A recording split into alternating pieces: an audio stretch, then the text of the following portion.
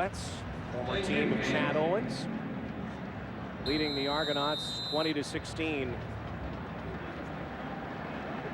Just over the midway part of the third quarter, Damon Duvall, 2 of 3 on field goals tonight. Kicks it right to Owens again at his 5. Makes his way out. Owens to his 45 and to the 52-yard line in a fumble. And who has it? The ball was loose. Looks like the Argos have it.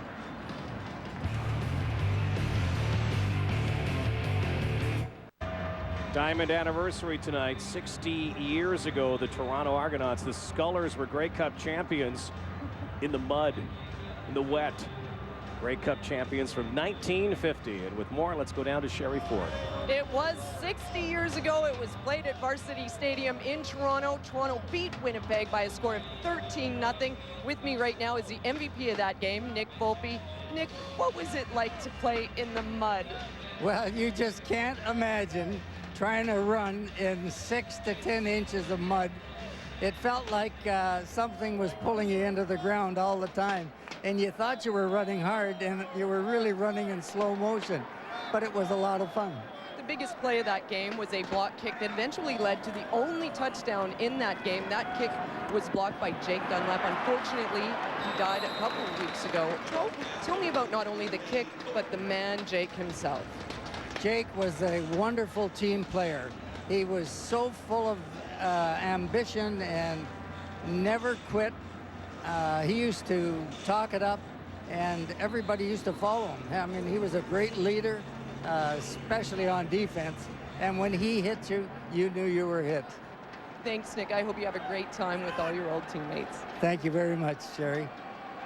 Nick Volpe, one of the greats. Thank you, Sherry. Congratulations to all those players involved in the infamous mud bowl. That would have been a play-by-play and color analyst's nightmare, trying to figure out which team was which that day in the infamous mud bowl back in 1950. Our condolences to the Dunlap family and the passing of Jake Dunlap, who was so instrumental in that victory in the mud bowl back in 1950. 60-year anniversary. Major foul, unnecessary roughness. Montreal number 31, 15-yard penalty, and it's automatic. First down. And the most penalized team in the Canadian Football League taking another unnecessary roughness against Marcus Stell, the corner. Well, these are the kind of penalties that drive Mark Trestman nuts. You don't mind guys getting penalties in terms of execution. Every now and then an offensive lineman may get caught in a position where he has to hold, or a defensive back may get stuck and commit a pass interference penalty. But you hate when it's the discipline type penalties, the unforced errors, so to speak, giving the other team 15 yards at a time. Already 80 yards in penalties tonight. Close to the 25-yard line. Lemon to Corey Boyd, little teardrop pass, and Boyd takes it inside the 5-yard line. What a play by Corey Boyd on a delicate little pass from Cleo Lemon. Well, what an effort by Corey Boyd at the end of this play. Right from the get-go, though, he's just running straight out into the flat. He's going to hit this in a hurry, and watch how quickly he's waving. He wants the ball right now. Nobody goes with him. Cleo Lemon dumps it over the top. Boyd lowers his boom on 1, 2, 3. 4 defenders to bring down number 3. 69 yards the game for Corey Boyd. Argos now first and goal. Communication breakdown there. Lemon will throw it into the end zone. Touchdown, Jeff Johnson, but there is a penalty flag.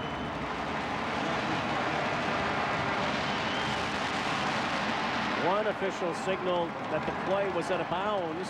There was also a penalty flag. It all was a breakdown in the backfield. Corey Boyd looked like he went the wrong way when Cleo Lemon went to hand it to him. Or Lemon turned the wrong way. Toronto number 33. The player ran out of bounds and back into the field of play to catch that pass. It's a 10-yard penalty. Remains first down.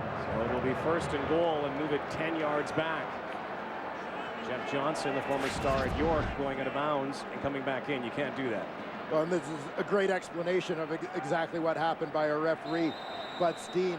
Boyd goes to the opposite side of Lemon, but Lemon reacts well. Jeff Johnson had stepped on that white line. Good call. Comes back in to catch the football. That is illegal participation. Once you're out of bounds, you can't get back in the play. Jermaine Copeland and James Robinson to the top of your screen. Lemon goes to Chad Owens. He's got a touchdown.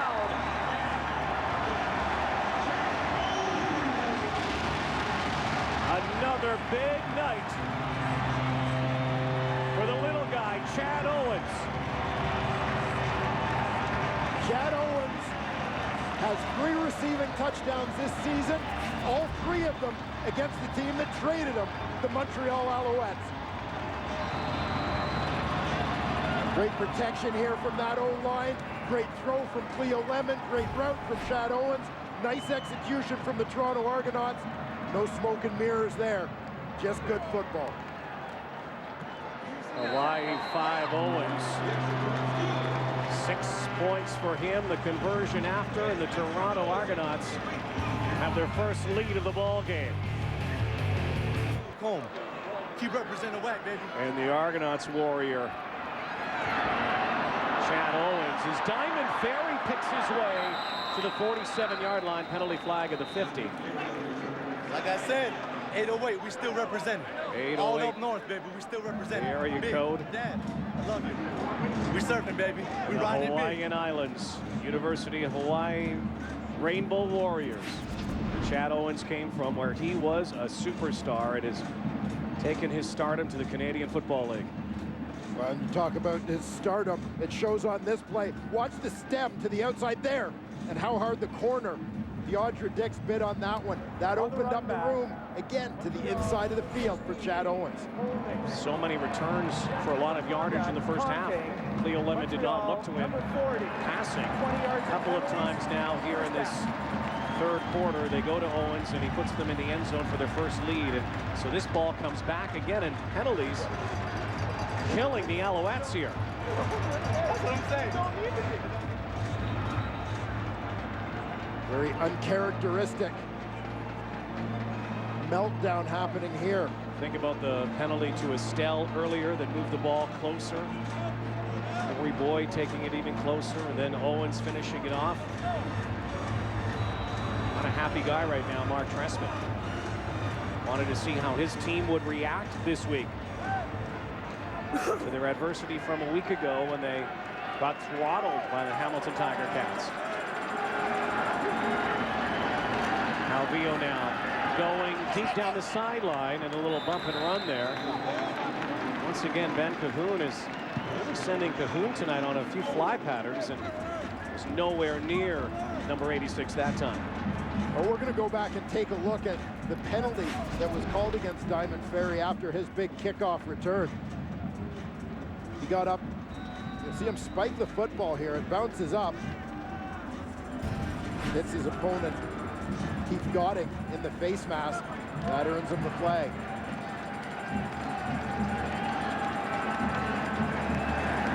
Second and 10 from the 20-yard line.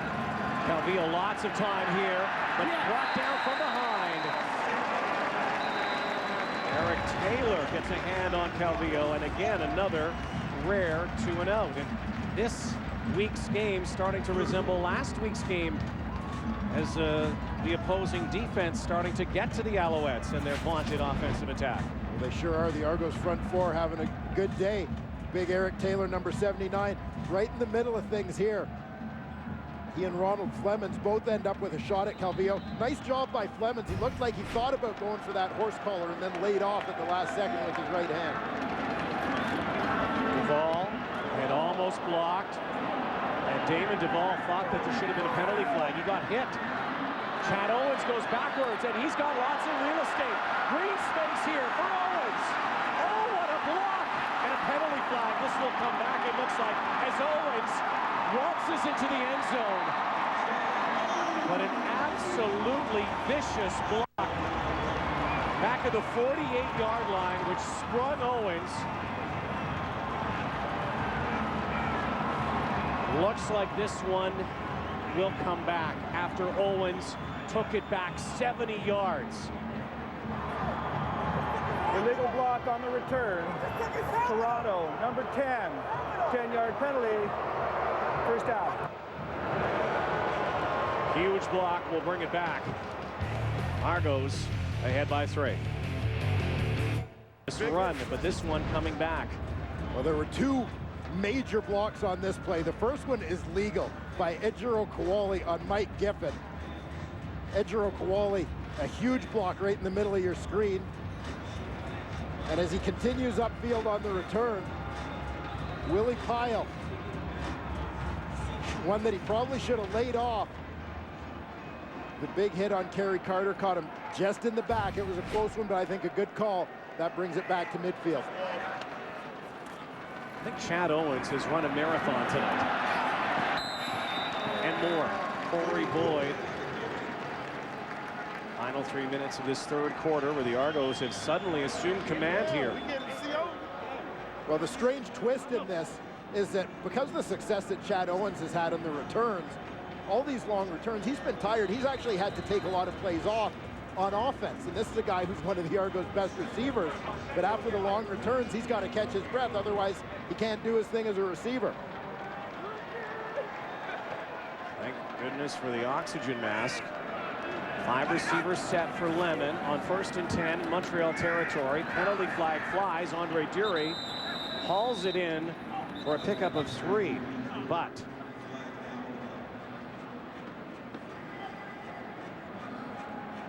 Corey Boyd on the sideline will come back into the ball game. Looks like he's going to go back now. Was limping a little bit.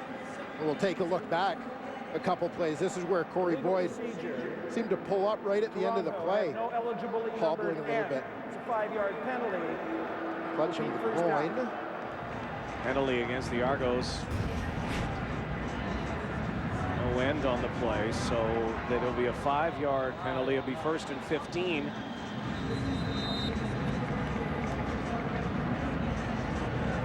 100 yards combined tonight. There's 9 touches. 1st and 15 from the 52-yard line. Lemon with protection was trying to split the seam, and there was a penalty flag. The 25-yard line, and this may be a bit of an interference call. Is it? Chad Owens, oxygen mask off, back into the ball game.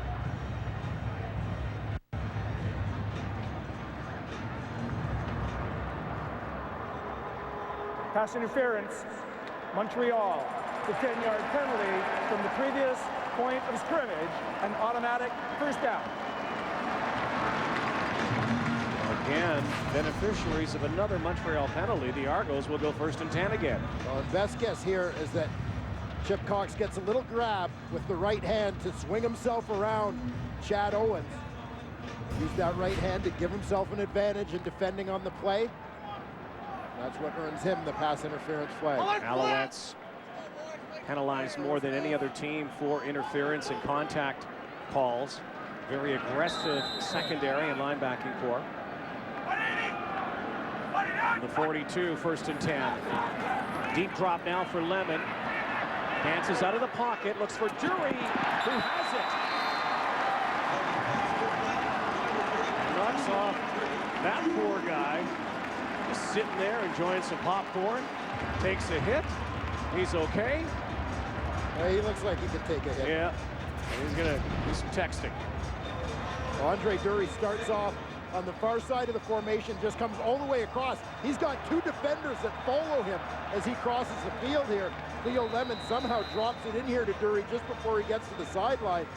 Andre Dury's most athletic part of the play is the ending. The other guy, not so much. Yeah, the hurdle. That's okay. Now Boyd to the end zone. It's a touchdown.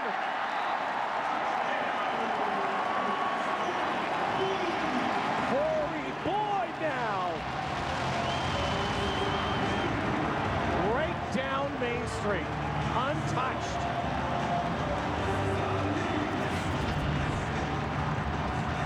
Watch for the lane to open up. Straight ahead for Corey Boyd here. Right behind the guard, Taylor Robertson. touch to the end zone. Well, Michael Clemens said at the beginning of the year, it's as easy as 1, 2, 3, and it has been for the Argos tonight. 1, Cleo Lemon. 2, Chad Owens. And 3, Corey Boyd. And an absolute reversal in this ball game. The Toronto Argonauts have taken control.